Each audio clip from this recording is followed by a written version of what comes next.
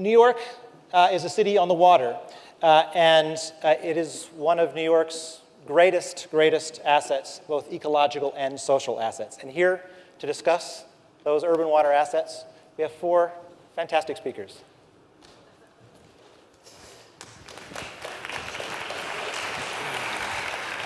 We have Susannah Drake, who is a landscape architect interested in developing urban infrastructure systems that integrate ecological, economic, and cultural urban design ideas that would make cities more livable and resilient, sustainable in a climate change world. We have PK Das, as we know from Mumbai, who is motivated by the enormous possibilities of planning and architecture as effective democratic tools for social and environmental change. We have Jay Valgora, who's motivated by the reconciling contemporary architectural design and the urban environment to make cities that are more sustainable, complex, and livable. And finally, Roland Lewis, who wants to open people's eyes to the possibilities of the water's edge, creating more opportunity for all New Yorkers and New Jerseyans for recreation, transportation, education, jobs, and good old-fashioned fun. Welcome, thank you. Susannah. So, the Gowanus Canal in Brooklyn, has a troubled ecological history. It's a Superfund site, after all. But people live around it, and there's an ecological and social transformation going on there with organizations like the Gowanus Conservancy. You have started extensive work in the Gowanus. Can you talk to us about a key ecological goal of that work and a key social goal, and are they actually different? I will. And one thing, we were talking backstage about how it would be nice for us to have a discussion together. So I'm going to limit my remarks to 2 minutes. We're having a little coup. Okay, very good. But in relation to the Gowanus, when I started my practice in 2005, I really wanted to focus on thinking about urban infrastructure and how we might combine ecological systems with social systems. So the Gowanus is actually a perfect example of how we're sort of carrying through with that work. What we're trying to do is actually solve a really important ecological problem in the area. It's an EPA Superfund site. It's kind of my favorite cesspool.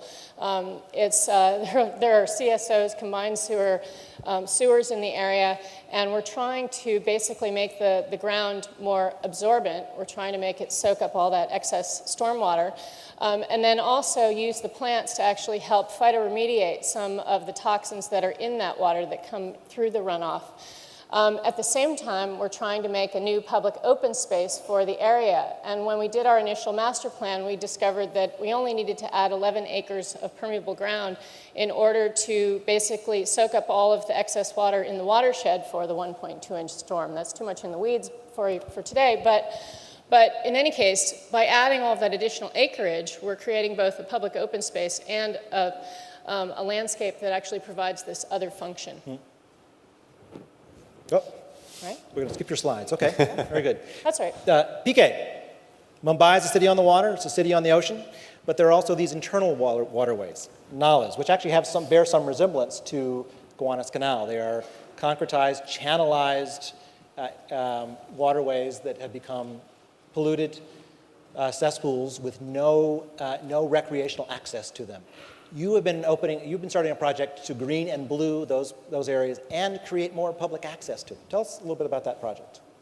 Well, it's not just about recreation, really. It's much more. What has happened is water and water systems in many parts of the world has been seen like the backyard when it comes to the planners and urban thinkers. And more so in India, we've been experiencing this. And therefore, being the backyard, it's been the dumping ground, in physical and metaphorical terms. So the whole idea of this project that we've now initiated in Mumbai, that came out of the mapping of the Open Mumbai thing, that we have nearly about 200 kilometers of what we call them are the nallas, or the stormwater drains of Mumbai, which has been like the sewerage channels in the city.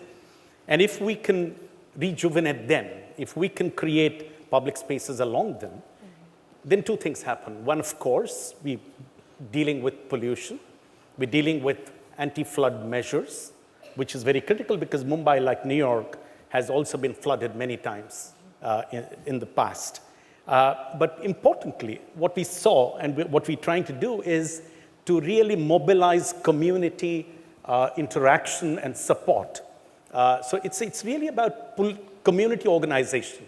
It's about people coming around, and these nallas, as they move through communities and neighborhoods, really becomes a wonderful opportunity for social networking. So it's not just about design and physical development, it's about really social networking. I think that's very, very important. And you're trying to do this, actually including the people in that conversation. Oh, yes, absolutely. Like you see some of these slides, these were the waterfronts. You can see some of these pictures of before and after in many of these slides, and they have been the dumping grounds, the backyard of the city. And we've developed, through community action, nearly about 10 kilometers of the seafronts of Mumbai in 3 different areas. These are not just developed by the community networks, the funds too have been mobilized by them, and they also actually do day-to-day management and maintenance of these areas. And you'll find that some of these backyards are today very proud cultural forecourts of the neighborhoods, where festivals also happen. So there are about 3 different festivals, cultural festivals, in different parts of the city emerging out of these projects, and they're pretty proud areas of those neighborhoods. So I think the whole culture of people participating in urban planning and design issues is becoming an important aspect of planning. So one of these, the next slide please, one of the projects that we're now doing is the nalla issue that I talked about. And these nallas, as you see this picture upstairs, the corporation went and started building these enormous concrete walls on both sides. And we call it facing the nalla. I metaphorically call it facing the nalla. What it really means is to challenge this backyard mindset. And it's about inclusion, because the backyard mentality really talks about exclusion, about elimination, about neglect, and so on and so forth.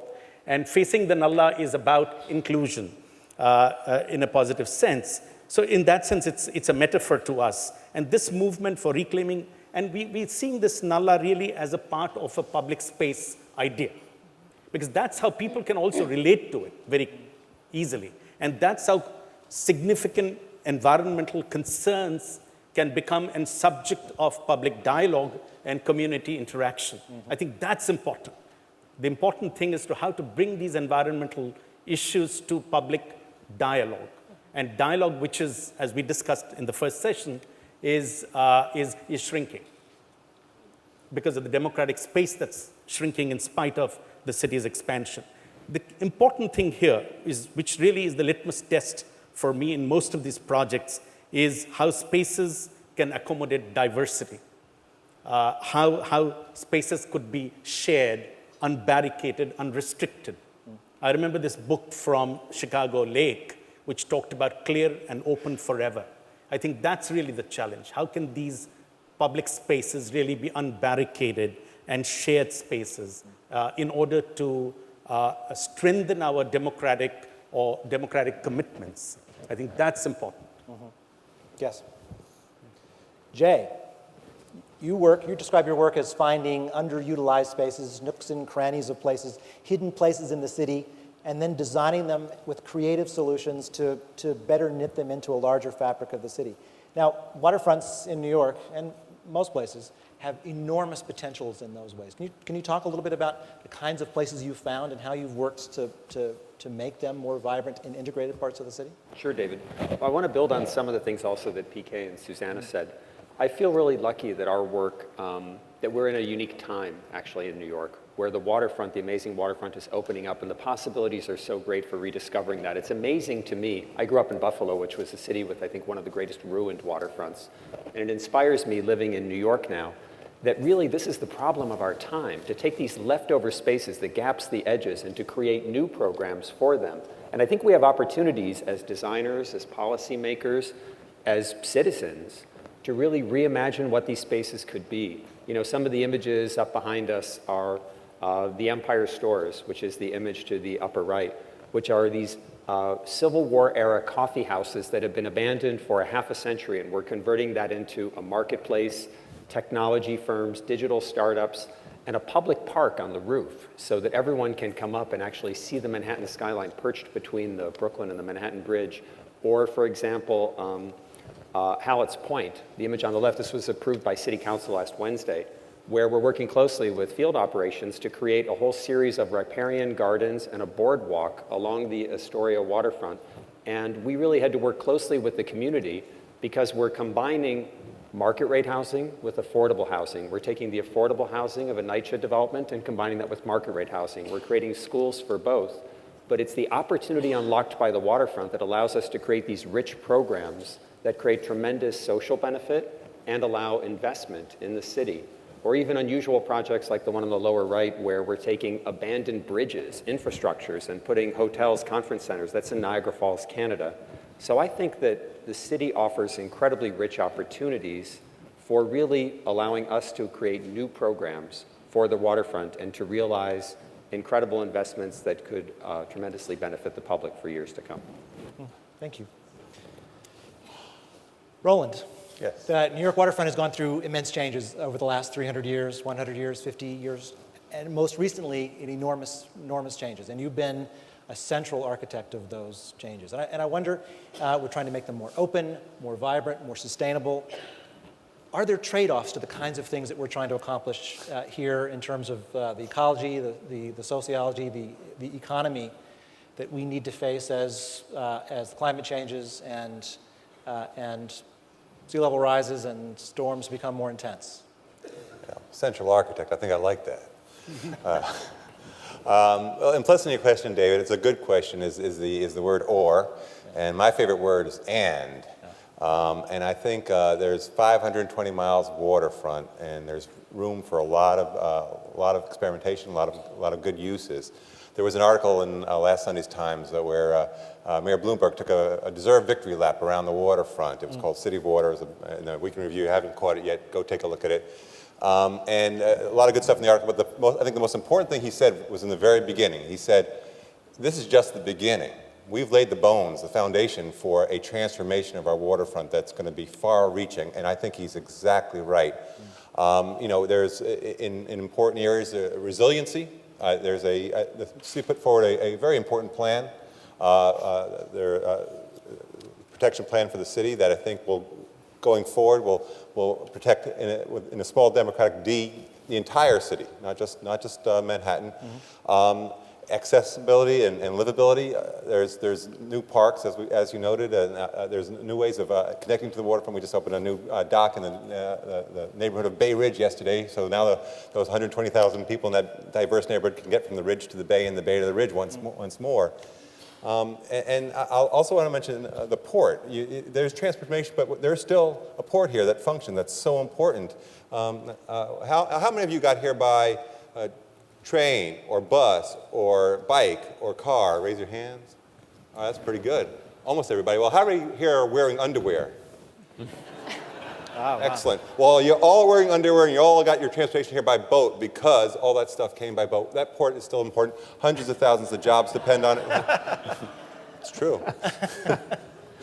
The ands. We must have a harbor. We must have a harbor that's resilient. We're a coastal city. We learned at Sandy. We must have a harbor and waterfront that is accessible, vibrant. We must have a waterfront that has physical planning. You know, and we must tell our new mayor, whoever that may be, and especially if his concern is about equity, that physical planning is part of what his agenda to be, for sure, with the lens of equity. To inform it, but we must also continue to build in a smart, good way with intelligent folks like these guys. Susannah. Well, continuing with what Roland was suggesting, we spent a couple of years actually on as part of a group that were looking at how to make possible some of the initiatives like your eco-dock that you're talking about. And one of the complications in working on the waterfront is that there are so many different jurisdictions. You have federal agency approvals, you have state agency approvals, and then you have all of the different city agency approvals that you need to get for any waterfront project. And there are 200 potential permits that you have to get for any waterfront project, and that's not to mention just the process of going through any of these agencies. So to their credit, before Sandy, I would say in 2010, a panel was convened of organizations such as MAS and the agencies, the federal agencies, the city agencies, and the state agencies, and all of the stakeholders, the development community, the people who are running the harbor, the shipping, the tugboat guys, I mean, just everybody who had a stake in the waterfront got together to figure out how we could make the permit process simpler and how we could actually create a greater level of communication between those agencies so that we could actually get something done. And I would say a lot of the work that's happening or being proposed with the SIR is made possible because of that homework that was done before, right? Absolutely, and it was actually the MWA, not MES, with all due respect. What was that? And we have a program that's aborting. We got some good foundation funding, and it's building exactly on that. It was before Sandy, and it's called Design Guidelines. And it's trying to create, as what you're describing, the regulatory scheme is horrific and it's tough. We've tried to make it a little bit better. But what's also, think about the waterfront as a utility. And that utility is owned and controlled by hundreds and thousands of stakeholders that have, sometimes little guidance and sometimes no guidance about what to build. So we're trying to get some guidelines together. I'm working with Jay on this project to create guidelines that are beneficial, have good, but are also understandable, that are also permittable, legal, and and affordable, not crazy ideas. So your average tugboat operation, your average park administrator, will have a good idea, an understandable way, what they can and should build on the waterfront that'll help the world. This is a really strong idea because instead of just creating more regulation, there's plenty of regulation, as Susannah already said, about the waterfront. If we can actually illustrate the best practices, if we could give guidelines to people about the best ways to use the waterfront, and all parts of it, as Roland said, the industrial waterfront, the working waterfront, as well as recreation, as well as nature and preserves.